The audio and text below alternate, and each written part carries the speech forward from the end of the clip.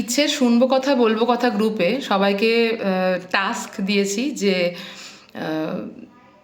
বেশ 3-4টে টপিক যেটা নিয়ে আমরা আলোচনা করছিলাম তার মধ্যে থেকে যে কোনো একটা টপিকে একটা ভিডিও বানিয়ে পাঠাতে হবে। তো এবং অ্যাট দ্য সেম টাইম ক্লাসের মধ্যেই আমি বলেছিলাম যে আমি নিজেও ভিডিও বানিয়ে পাঠাবো এবং আমার বিষয় হবে I am because we are, অর্থাৎ উবুন্টু আফ্রিকান যে প্রবাদ I am because we are.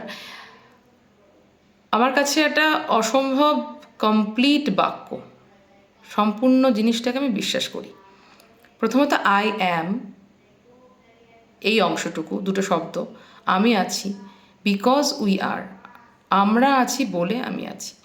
এখন দুটো অংশকেই মানে একটা এই সেন্টেন্সটা যদি দুটো অংশ ধরে নিই, দুটো অংশতেই আমি সমান জোর দিই বা দেওয়ার চেষ্টা করি। গত 3-4 বছর ধরে যে ধরনের যেভাবে বা যে এথিক্স নিয়ে যে মোটো নিয়ে জীবন কাটানোর চেষ্টা করছি প্রতি মুহূর্তে, সেই জার্নিটা বলতে গেলে শুরু হয়েছিল 2020 শেষ থেকে 2020-21 সালে। মানে 2018 এবং 19 খুবই ডিপ্রেসড এবং খুবই ওই ভাঙচুরের সময়টা যেমন চলে আর কি, মানুষ ভাঙার সময় যেভাবে বা যে কোনো পুরনো জিনিস শেষ হওয়ার যে ধাপটা সেটা কাটিয়ে ওঠার পরে 20-21 সালটাকে আমি বলতে পারি যে আমি নিজেকে নতুন করে তৈরি করার চেষ্টা করছিলাম। সেই সময়তে যেভাবে আমি সমস্যার সমাধানের চেষ্টা করেছিলাম বা নিজেকে যেভাবে নতুন করে তৈরি করার চেষ্টা করেছিলাম, সেই জায়গা থেকে I am because we are কনসেপ্টটা আমার ভেতরে মানে ঢুকে যাওয়া। এখানে মানে ফেসবুক চত্বরেও আমরা অনেক সময়তেই আলোচনা দেখি বা আমাদের সামাজিক জীবনে পারিবারিক জীবনেও অনেক সময়তে আলোচনা দেখি যে নিজেকে গুরুত্ব দেওয়া, নিজেকে ভালোবাসা, নিজের যত্ন নেওয়া ইত্যাদি এই এই কনসেপ্টগুলো আস্তে আস্তে এগুলো ক্রমশ প্রচার পাচ্ছে এবং ক্রমশ একটা একটা জমি পাচ্ছে আর কি, যে নিজের যত্ন নিতে হবে, নিজেকে ভালোবাসতে হবে। নারী পুরুষ নির্বিশেষে, ছোট বড় নির্বিশেষে মানুষ নিজের কথাও ভাববে। এবার কতটা জোর বাংলা সেশনে অনুস্বাদী বলেছিলেন যে নিজের কথা ভাবতে ভাবতে মনে হয় মাঝে মাঝে মনে হয় যে নিজে একটু বেশি স্বার্থপর হয়ে যাচ্ছি না তো। কতটা নিজের কথা ভাবলে নিজের কাছে নিজেকে স্বার্থপর বলে মনে হবে না। এখানে আমার কাছে এই বাক্যটা I am because we are বাক্যটা, এটা একটা সলিউশন। আমি নিজেকে নিজের কথাটা কতটা ভাববো এবং অপরের কথা কতটা ভাববো। আমরা সবসময়তেই ইচ্ছের বিভিন্ন অ্যাডাল্ট গ্রুপগুলোতে, বড়দের দলগুলোতে আমরা সবসময় বলে থাকি যে আমি নিজের উন্নতির চেষ্টা করব 5টা ধাপে। 5টা ধাপের মধ্যে প্রথম ধাপ হচ্ছে শারীরিকভাবে আমি নিজেকে ভালো রাখার চেষ্টা করব। মানসিক বা আত্মিক আমি নিজের মনের যত্ন নেব। সে মনকে ভালো রাখতে গেলে প্রয়োজন মতো যেটা আমি ভালোবাসি তার চর্চা করব। কখনো হয়তো যে মানুষগুলোকে ভালোবাসি তাদের সঙ্গে থাকার চেষ্টা করব। বিভিন্ন প্যাশন নিজের সেটার চর্চা করব।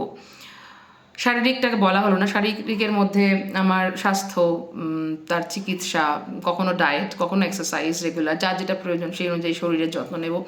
এবং অ্যাট দ্য সেম টাইম শুধুমাত্র সুস্থ থাকা নয়, সুন্দর থাকা, সুস্থ এবং সুন্দর থাকা, নারী পুরুষ নির্বিশেষে সবাই সুস্থ এবং সুন্দর থাকার চেষ্টা করব, যেটাতে নিজেকে ভালো লাগে, নিজেকে আয়নায় দেখতে ভালো লাগে, নিজের সঙ্গে সময় কাটাতে ভালো লাগে, একটা ক্যাফে কিংবা সিনেমা হলে একা একা গিয়ে বসতে ভালো লাগে।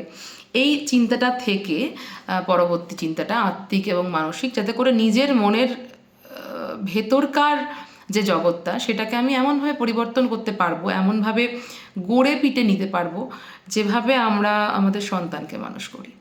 এবং এই গ্রোথ থেকেই এটা মনে করা যে আমি নিজেকে নিজের সন্তান যদি ভাবতে পারি, নিজেকে মানে আমি নিজেই নিজের সন্তান, নিজেই নিজেকে তৈরি করার চেষ্টা করছি, যেভাবে আমি আমার সন্তানকে গাইড করি বা আমরা আমাদের সন্তানকে গাইড করি বা যে কোনো পেরেন্ট তার সন্তানকে গাইড করার চেষ্টা করেন, সেই গাইডেন্স, সেই কেয়ার, সেই ভালোবাসা যদি আমি নিজের প্রতি দিই। 3 নম্বর হচ্ছে অর্থনৈতিক। আমি নিজের অর্থনৈতিক যত্ন নেব, সেভিংস, আর্নিংস, খরচ সমস্ত কিছুর ব্যালেন্স করব এবং গ্রো করার চেষ্টা করব, এগোনোর চেষ্টা করব, বাড়িয়ে নেওয়ার চেষ্টা করব নিজের দায়িত্বে। 4 নম্বর হচ্ছে পারিবারিক। আমি যে পরিবারে বিলং করছি সেখানে আমার স্বামী স্ত্রী থাকতে পারে বা সন্তান থাকতে পারেন, বাবা মা থাকতে পারেন, অন্য কেউ থাকতে পারেন, তাদের সাথে সম্পর্কের উন্নতিতে আমার কোনো করণীয় কিছু আছে কিনা, আমার দিক থেকে কোনো ল্যাকিং কিছু থাকছে কিনা, তাহলে সেইভাবে উন্নতির চেষ্টা করব। সম্পর্কগুলোকে এগিয়ে নিয়ে যাওয়ার জন্য আমার দিক থেকে যদি করণীয় কিছু থাকে তাহলে করব। আর যদি মনে হয় যে আমি অনেকটা দিয়ে ফেলেছি, অনেকটা করে ফেলেছি, অতিরিক্ত হয়ে গেছে, তাহলে নিজেকে একটু গুটিয়ে নেব। এরপরে পঞ্চম যে স্তর, সেইখানে যখন আমি আসব, সেখানে আমার যেটা বিষয় I am because we are, তার প্রবেশ। সামাজিক সম্পর্ক, সামাজিক উন্নতি, নিজের সামাজিক উন্নতি, মানে আমি ব্যক্তিগত উন্নতির চেষ্টা করছি, নিজেকে ভালোবাসার চেষ্টা করছি, নিজের যত্ন নেওয়ার চেষ্টা করছি, সেখানে সামাজিক প্রেক্ষাপটটা কী, মানে এখানে সমাজ কিভাবে আসে, সেটাই আমার মূল বক্তব্য আসলে। যে নিজেকে ভালো থাকতে গেলে মানুষ এত বছর ধরে একটা সামাজিক জীব, সমাজবদ্ধভাবে দলবদ্ধভাবে সে থেকে এসেছে, সম্পূর্ণ একা থাকা খুব কম মানুষের পক্ষেই সম্ভব। এখন অনেকেই বলেন বা বলবেন যে অমুকের সঙ্গে আমি এই ব্যবহার করেছি, তার থেকে এই ব্যবহার করেছি। মানুষের সাথে ভালো ব্যবহার করলে ভালো ব্যবহার পাওয়া যায় না, কাজেই মানুষের থেকে দূরে থাকাটাই মঙ্গল। আমি তাদের মতামত, তাদের সম্মান করছি, কোনো অসুবিধা নেই তাতে।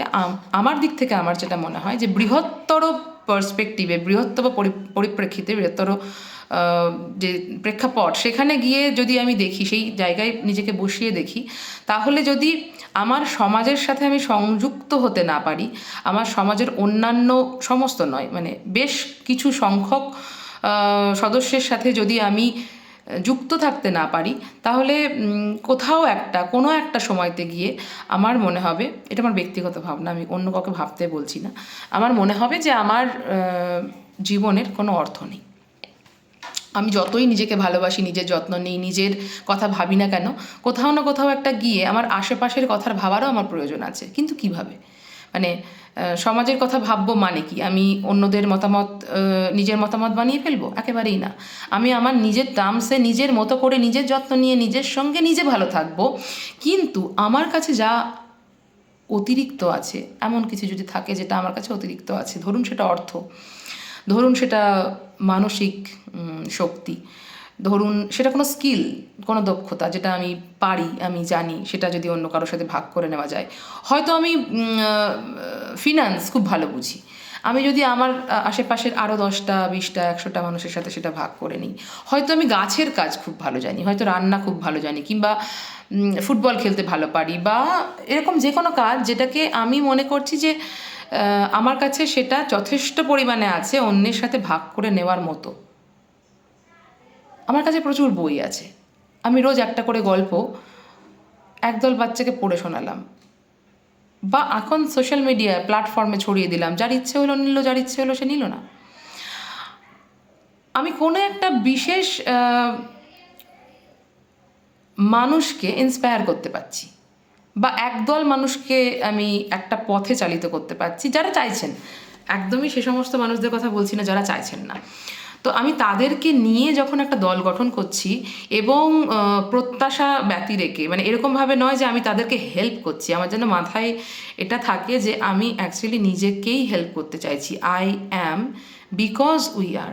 আমরা একসঙ্গে থেকে নিজেকে মাথায় রেখে সবার সঙ্গে সংযুক্ত হতে চাইছি। খুব কি কঠিন, মানে নিজের ইন্ডিভিজুয়ালিটি, ব্যক্তিত্ব এবং নিজের সত্তাকে সঠিক রেখে, নিজস্বতা বজায় রেখে অন্যের সাথে যুক্ত হওয়া, অন্যের জন্যে ভাবা অতটা কঠিন কাজ নয় যতটা আমরা মনে করি। হ্যাঁ, সেটার ক্ষেত্রে নিজের কিছু ট্রেনিং প্রয়োজন, নিজের আমাদের ইগো, আমাদের কখনো গর্ব, কখনো অহংকার, কখনো বেশ কিছু চিন্তা ভাবনা, যাকে আমরা মোরালিটি বা রিজিডিটি বিভিন্ন নাম দিয়ে থাকি বিভিন্ন সময়তে, হয়তো সেগুলো কোনো কোনো জায়গায় ফ্লেক্সিবল হওয়ার প্রয়োজন আছে, নমনীয় হওয়ার প্রয়োজন আছে। কোথাও না কোথাও গিয়ে নিজেকে একটু মানে নিজেকে ভেবে দেখার, নিজেকে ভেঙে দেখার প্রয়োজন আছে, যে আমি যতদিন, মানে এতদিন ধরে আমি যা ভেবে আসছি, যা করে আসছি, সবটা কি ঠিক? এটা হতে পারে না কখনো। কোথাও না কোথাও গিয়ে আমার মধ্যেও যদি কোনো পরিবর্তনের প্রয়োজন থাকে, আমি সেটুকুও মেন্ট করে নিচ্ছি, আমি নিজের বেস্ট সেলফ আনার চেষ্টা করছি। এবং ওই যে ফেসবুকই বলে এই সমস্ত ভালো ভালো কথা, যে উই আর দ্য মানে উই আর প্রজেক্ট, আমরা নিজেদের কাছে নিজেরা এমন একটা প্রজেক্ট যেটার উপরে আমরা নিজেরা সবচেয়ে ভালোভাবে কাজ করতে পারি। মানে আমরা অন্য কাউকে তো তৈরি করতে পারি না, আমরা নিজেদেরকে তৈরি করতে পারি। তো নিজেরা যদি নিজেদেরকে সেই জায়গায় নিয়ে যায় যে আমরা নিজেদেরকে নিজের সন্তান ভেবে নিজেদেরকে গড়ে পিটে তোলা, যেভাবে আমরা বলে থাকি, নিজের মনকে ট্রেন করা এবং একই সঙ্গে অন্য অনেকের সঙ্গে সংযুক্ত থাকা। উবুন্টুর সেই ছবিটা মনে পড়ছে যেখানে অনেকগুলো বাচ্চা তাদের সুন্দর কালো কালো পাগুলো দিয়ে একটা বৃত্ত তৈরি করেছে, যে বৃত্তকে তারা উবুন্টু বলছে। যে বৃত্ততে, সেই গল্পটা সকলেই নিশ্চয়ই শুনেছেন, যে তাদেরকে বলা হয়েছিল যে দৌড়ে ফার্স্ট হবে সে এক ঝুড়ি খাবার পাবে। তারা সবাই হাতে হাত ধরে দৌড়েছিল এবং সবাই মিলে সেই খাবারটা ভাগ করে খেয়েছিল। আমরা কি সেই শিশুগুলো হতে পারি না? ওই শিশু মনটাকে আমরা বাঁচিয়ে তুলতে পারি না? আমি তো বিশ্বাস করি পারি। আমি যদি বিশ্বাস হারিয়েও ফেলি, আজকে আমি জানি হাত বাড়ালেই ইচ্ছে আছে, এবং ইচ্ছে মানে আর তনুশ্রী নেই। আমি ইচ্ছের একটা অংশ। আমি এখন জানি ইচ্ছের আরও হাজারো অংশ ছড়িয়ে আছে আজকে আমার আশেপাশে, যেখানে আমি পড়ে গেলেও সেই হাতটা আমি পাবো, হাতগুলো আমি পাবো যারা আমাকে তুলবে। আমি নিশ্চিত এ ব্যাপারে। এবং আমি আশা করব যে এমন কোনো শক্তি আসবে না, সেটা সময় হোক, ভাগ্য হোক, কর্ম হোক, যা এই ঐক্যতে চির ধরাতে পারে। মাথা নত রেখেই এই গর্বটুকু নিজের রাখতে চাই যে ইচ্ছে আমাদের প্রত্যেকের জীবনে অবিরাম আলোর মতো জ্বলে থাকবে। যতদিন আমরা সকলে আছি ততদিন ইচ্ছে থাকবে। সবাই ভালো থাকবেন। নমস্কার।